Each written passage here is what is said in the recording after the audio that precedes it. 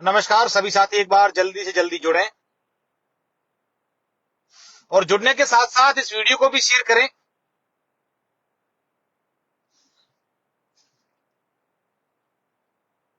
क्योंकि महत्वपूर्ण जानकारी हम आपको इस वीडियो के माध्यम से देंगे और ये समझाने की कोशिश करेंगे कि बाड़मेर जैसलमेर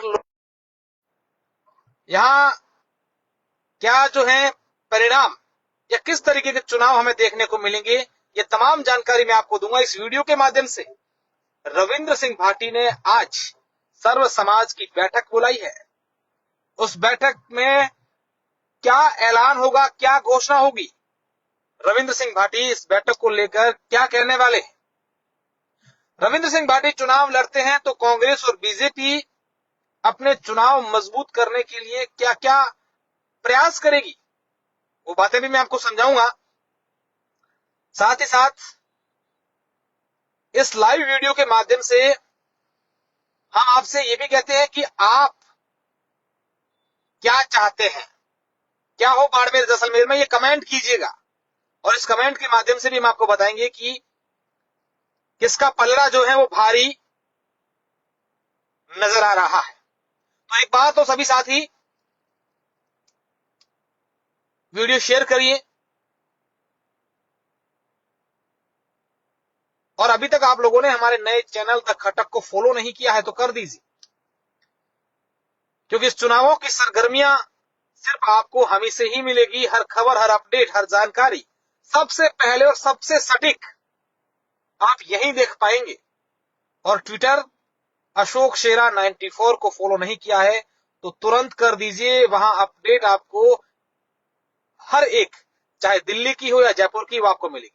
चलो बाड़मेर जैसलमेर पर बात करते हैं, उसके बाद अलग अलग लोकसभा क्षेत्रों की बात करेंगे। सबसे पहले जितने भी साथी जुड़ रहे हैं, मैं चाहूंगा कि एक बार वीडियो करें और आज का जो कैप्शन लिखा है हमने कि रविंद्र सिंह भाटी की सर्व समाज की बैठक के बाद क्या होगा फैसला, क्या लेंगे निर्णय। क्या रविंद्र सिंह भाटी ये भी कह सकते हैं कि अगर आप लोग कहें तो मैं चुनाव लड़ूं और अगर आप लोग मना कर देते हैं तो मैं चुनाव नहीं लड़ूंगा। क्या रविंद्र सिंह भाटी अपनी धर्म पत्नी के नाम की घोषणा करेंगे? क्या रविंद्र सिंह भाटी ये कहेंगे कि चाहे अब कुछ भी हो मैं चुनावी मैदान में हूं?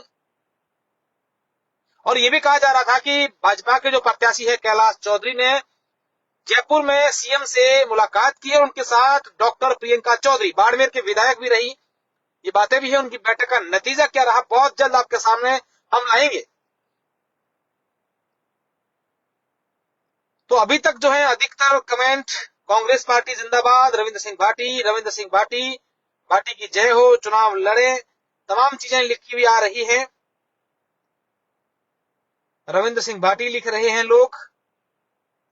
अभी 500 मित्र जो हमारे हैं वो जुड़े हुए हैं। करीम खान लिख रहे हैं कि भाटी का पलड़ा भारी रहेगा। रतन सिंह राठौड़ लिख रहे हैं, लालू सिंह लिख रहे हैं कि सर्व समाज का निर्णय सर आंखों पर। भैरू सिंह भाटी, रविंद्र सिंह भाटी लिख रहे हैं। जोलाराम लिख रहे हैं कि कांग्रेस पार्टी जिंदाबाद। तो जुड़े हैं, उसके बाद चर्चा शुरू करेंगे। 500 मित्र हमारे साथ जुड़ गए। ताराराम मेहना निर्दलीय प्रत्याशी चुनावी मैदान में हैं और ताराराम मेहना ने जब हमने उनसे बातचीत की तो उनके जो मुद्दे हैं वो काफी इंटरेस्टिंग लगे। चलो सभी साथी जुड़े और जुड़ने के साथ वीडियो शेयर करें। रविंद्र सिंह भाटी ने जब विधानसभा चुनाव लड़े उसके बाद ये कयास लगाए जा रहे थे कि रविंद्र सिंह भाटी हो सकता है विधानसभा चुनाव नहीं लड़े और इनको कहीं और से शिव से नहीं लड़े, हो सकता है इनको जोधपुर के सरदारपुरा से टिकट मिल जाए या फिर उनको पार्टी का स्टार प्रचारक बना करके और चुनावों के बाद कोई बड़ा पद पार्टी में या फिर किसी मंत्री का दर्जा देंगे। ऐसी बातें की जा रही थी, लेकिन आखिरकार रविंद्र सिंह भाटी ने शिव विधानसभा क्षेत्र से चुनाव लड़ने का ऐलान कर दिया था। और जैसे ही चुनाव लड़ने का ऐलान किया था या फिर उससे पहले यात्रा कर रहे थे, तब ये बातें की जा रही थी कि रविंद्र सिंह भाटी जो है उनको 5-7 हजार वोट मिलेंगे, निर्दलीयों को शिव वोट नहीं देता है, निर्दलीय को चुनाव नहीं होगा, लोग पार्टियों को छोड़ करके निर्दलीय के साथ नहीं जाएंगे, ये बातें की जा रही। लेकिन जैसे जैसे चुनाव को उन्होंने फाइट किया, चुनाव को मजबूती से लड़ा, तो टक्कर वहां पर दोनों निर्दलियों के बीच रही। चाहे कांग्रेस से बागी बने फतेह खान हो या फिर बीजेपी से बागी बने रविंद्र सिंह भाटी हो, कांग्रेस और बीजेपी तीसरे और चौथे नंबर पर चली गई और वहां पर चुनाव रोचक रहे। हालांकि चुनाव का परिणामों का जो फासला था वो बड़ा नहीं था, 3-4 हजार वोटों से रविंद्र सिंह भाटी विजयी हुए। और जैसे ही रविंद्र सिंह भाटी चुनाव जीते तो उसके बाद ये कहा जा रहा था हर क्षेत्र में कि रविंद्र सिंह भाटी जो है अब भाजपा को समर्थन दे देंगे और पार्टी के साथ रह करके, सरकार के साथ रह करके शिव की जनता का विकास करवाएंगे। लेकिन उस पर भी सहमति नहीं बनी और रविंद्र सिंह भाटी के समर्थन या फिर उनके पार्टी के सपोर्ट को लेकर कई दौर की वार्ताएं चली, चाहे सीएम भजन लाल शर्मा से हो या फिर पार्टी के अन्य नेताओं से। लेकिन आखिरकार जो है उनकी सहमति पार्टी के साथ जाने या पार्टी के सामने खड़े होकर के नहीं चुनाव लड़ने का जो बात है वो फैसला नहीं लिया गया। और उसके बाद ये था कि अब आखिरी जो प्रयास है वो रविंद्र सिंह भाटी से राजस्थान स्तर तक वो सीएम ने मुलाकात की जोधपुर में पिछले दिनों और तमाम प्रयास किए गए। लेकिन आखिरकार रविंद्र सिंह भाटी की ओर से यह निर्णय लिया गया कि 26 मार्च को एक सभा बुलाएंगे, सर्व समाज की बैठक का आयोजन करेंगे और उस बैठक में जो निर्णय होगा उसी निर्णय के बाद ये तय किया जाएगा कि चुनाव लड़ेंगे कि नहीं लड़ेंगे। लेकिन रविंद्र सिंह भाटी के कल परसों के ये पोस्ट से हर जगह ये पोस्ट सर्कुलेट हुई, तो कल रविंद्र सिंह भाटी का अलग अलग जगहों पर यात्रा करने का, अपने दौरे करने का एक और पोस्टर अपलोड हो गया। ऐसे में ये साफ जाहिर हो गया है कि रविंद्र सिंह भाटी इस बार बाड़मेर जैसलमेर क्षेत्र से चुनाव लड़ेगी।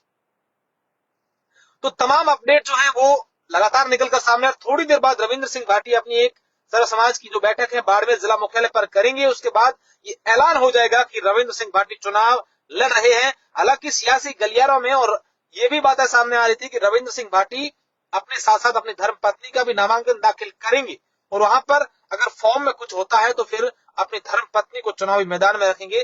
प्राथमिकता तौर पर रविंद्र सिंह भाटी ही चुनाव लड़ेंगे, ये बातें निकलकर सामने आ रही है। और वहीं बात अगर कैलाश चौधरी की जाए तो कैलाश चौधरी भी अपने चुनावी मैदान में पूरा दमखम लगा रहे हैं। कल उन्होंने कांग्रेस पार्टी के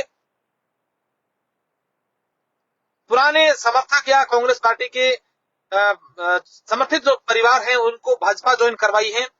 जैसलमेर में और बाड़मेर में दोनों जगह पर उनका अच्छा वर्चस्व है, राजनीतिक वर्चस्व है। और उन्होंने इस बार कांग्रेस से दावेदारी की थी प्रभा चौधरी उनका परिवार, और प्रभा चौधरी ने कल भाजपा ज्वाइन कर ली है। ऐसे में कर्नल मानवेंद्र सिंह वो बहुत जल्द भाजपा ज्वाइन कर सकते हैं। और वहीं शिव विधानसभा क्षेत्र एक छात्र नेता की से निकलकर अब सक्रिय राजनीति में आए महावीर सिंह बलाई को भी जो भाजपा ने बाड़मेर जैसलमेर लोकसभा क्षेत्र की जिम्मेदारी दी है, तो वो भी अपने आप में एक महत्वपूर्ण है। हालांकि आप ये मानिए कि चुनाव जैसे जैसे नजदीक होंगे तो कैलाश चौधरी की ओर से भरकस प्रयास किए जाएंगे बाड़मेर जैसलमेर चुनावों में टक्कर देने के लिए। रविंद्र सिंह भाटी का सबसे जो मजबूत पक्ष माना जाता रहा है इस लोकसभा चुनाव में सियासी गलियारों में वो ये है कि मूल ओबीसी के जो वोट है वो रविंद्र सिंह के साथ होंगे और माइनॉरिटी के जो वोट हैं वो रविंद्र सिंह के साथ होंगे शिव और जैसलमेर में। अब माइनॉरिटी के वोट फतेह खान कितने वोट अपनी तरफ ले जा पाते हैं ये बड़ी देखने वाली बात होगी, क्योंकि बातें ये भी की जा रही हैं कि अगर शिव से रविंद्र सिंह भाटी अगर लोकसभा से चुनाव लड़ते हैं और अगर जीत जाते हैं तो शिव विधानसभा क्षेत्र है वो खाली हो जाएगी, तो वहां से फतेह खान को है वो वापस चुनाव लड़ाया जा सकता है। फतेह खान वहां से चुनावी मैदान में होंगे तो माइनॉरिटी के वोट एकजुट कर करके और फतेह खान को जिताएंगे, ये भी बातें हैं। लेकिन अमीन खान की नाराजगी क्या काम करेगी? अमीन खान की नाराजगी माइनॉरिटी के वोट जो है वो अगर कांग्रेस की तरफ दिलाती है तो कहीं ना कहीं ये दोनों के लिए मुश्किलें खड़ी कर देगी। हालांकि अमीन खान को मनाने के लिए हरीश चौधरी भी वहां गए हैं। अब बात अगर कांग्रेस की करें तो कांग्रेस के उम्मीदवार राम बेनीवाल लगातार लोगों से मिल रहे हैं। उनको टिकट मिलने के बाद बाड़मेर और जैसलमेर के जितने भी मौजूद लोग हैं उन लोगों से उन्होंने मुलाकात की है, चाहे बाड़मेर के रावल त्रिभुवन सिंह हो या फिर जैसलमेर का परिवार हो या फिर आप बात कर लो रूपाराम से मिलने की बात हो या फिर भगवान सिंह रोल साहब सर से मिलने की बात हो, तमाम जगहों पर जाकर के वो लोगों से मुलाकात कर रहे हैं। और अब चुनाव बाड़मेर जैसलमेर का त्रिकोणीय मुकाबला जो होने जा रहा है वो बड़ा रोचक होगा।